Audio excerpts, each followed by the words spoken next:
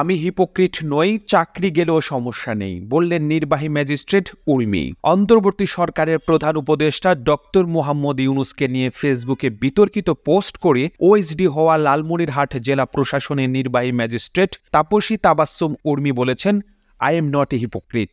মুক্তিযুদ্ধের বিপক্ষ শক্তির বিরুদ্ধে যে কোনো জায়গা থেকে বলা যায়, এজন্য যদি চাকুরি চলে যায় এতে আমার কোনো সমস্যা নেই। ওএসডি হওয়ার পর একটি বেসরকারি টেলিভিশনে দেওয়া প্রতিক্রিয়ায় তাপসী তাবাসসুম উর্মি এই কথা বলেন। এর আগে গত শনিবার নিজের ফেসবুকে তাপসী তাবাসসুম উর্মি লিখেছেন, সাংবিধানিক ভিত্তিহীন অন্তর্বর্তী সরকারের প্রধান উপদেষ্টা বলেছেন রিসেট বাটনে পুশ করা হয়েছে, অতীত মুছে গেছে। রিসেট বাটনে ক্লিক করে দেশের সব অতীত ইতিহাস মুছে ফেলেছেন তিনি। এতই সহজ? কাউন্টডাউন শুরু হয়ে গেছে আপনার মহাশয়। পোস্টটি সামাজিক যোগাযোগ মাধ্যমে ছড়িয়ে পড়লে গতকাল রোববার জনপ্রশাসন মন্ত্রণালয়ের এক প্রজ্ঞাপনে লালমনিরহাট জেলা প্রশাসনের নির্বাহী ম্যাজিস্ট্রেট তাপসী তাবাসসুম উর্মিকে ওএসডি করা হয়। এই ঘটনার প্রতিক্রিয়ায় উর্মি বলেন, আমি যদি অ্যাডমিনিস্ট্রেশনে নাও থাকতাম আমি সেম কথাটা বলতাম, আমি মুক্তিযুদ্ধ বিরোধী শক্তি হতে পারবো না, এটা সম্ভব না।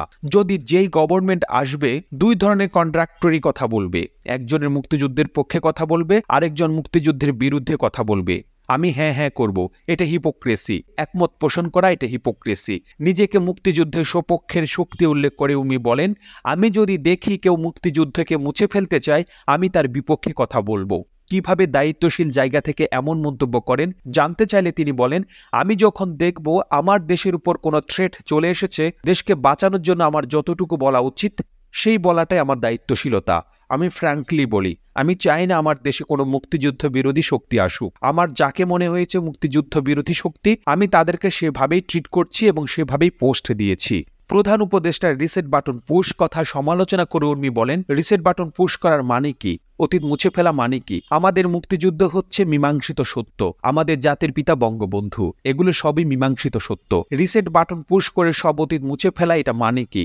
তাহলে আমি তো মনে করি মুক্তিযুদ্ধের বিরোধী শক্তি এখন গভর্নমেন্টে আছেন। তিনি বলেন, আমি দায়িত্বশীল জায়গা থেকে মনে করেছি আমার দেশকে বাঁচাতে হবে, এজন্য আমার পক্ষ থেকে যতটুকু বলার আমি বলেছি। আমি যদি এ পর্যায়ে নাও থাকতাম সেম পোস্ট দিতাম। আমি বাংলাদেশের নাগরিক ও মুক্তিযুদ্ধের পক্ষের শক্তি হিসেবে বলছি, আমি কোনো দলের পক্ষে বলছি না। উর্মি বলেন, বাংলাদেশ দাঁড়িয়ে আছে ৩০ লক্ষ শহীদের উপর। ৩০ লক্ষ শহীদের বিনিময়ে আমাদের দেশটা স্বাধীন হয়েছে। রিসেট বাটন পুশ করলে কি ৩০ লক্ষ শহীদ ফিরে আসবে? চেতনা বিক্রি, গণহত্যা এগুলো সবই তদন্ত সাপেক্ষ, এগুলো তো প্রুভড না। কিন্তু যেটা মীমাংসিত সত্য সেটাকে তো কেউ মুছে ফেলতে পারে না। এদিকে ওএসডি হওয়ার পর তাপসী তাবাসসুম উর্মির পোস্টটি আর তার ওয়ালে দেখা যাচ্ছে না।